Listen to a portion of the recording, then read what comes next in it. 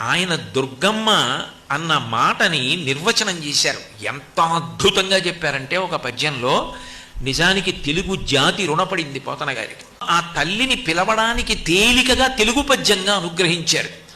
అమ్మలగన్నయమ్మ. ఏ అమ్మలని కన్నా అమ్మ అంటే పరదేవతా స్వరూపాలైనటువంటి లోకంలో ఉన్న సమస్త అమ్మలను గన్న అమ్మ. అమ్మలగన్నయమ్మ మూరమ్మల మూలపుటమ్మ. సృష్టికర్త అయిన బ్రహ్మగారి శక్తి స్వరూపిణి అయినటువంటి సరస్వతికి, స్థితికర్త అయినటువంటి విష్ణువు యొక్క శక్తి అయిన లక్ష్మీదేవికి, ప్రళయకర్త అయినటువంటి హరుని యొక్క ఇల్లాలైన పార్వతీదేవికి అమ్మగా నిలబడగలిగిన అమ్మ అంటే పరదేవతా స్వరూపిణి అయి సృష్టి స్థితి లయ జరగడానికి కారణమవుతున్న అమ్మ. ముగురమ్మల మూలపుటమ్మ, చాలా పెద్దమ్మ.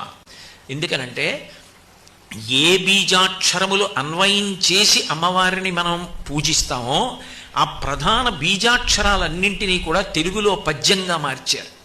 బీజాక్షరాన్ని ఉచ్చరించవలసి వచ్చిందనుకోండి, దానికి కొంత శౌచం అవసరం అవుతుంది.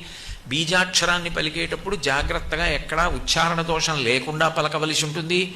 అటువంటి ఇబ్బంది రాకుండా ఆ బీజాక్షరముల చేత ఏ తల్లి మనల్ని అనుగ్రహిస్తోందో అటువంటి స్థితిని పొందినవారు పోతన గారు. అందుకని ఆయనని పండితుడు అని పిలుస్తారు.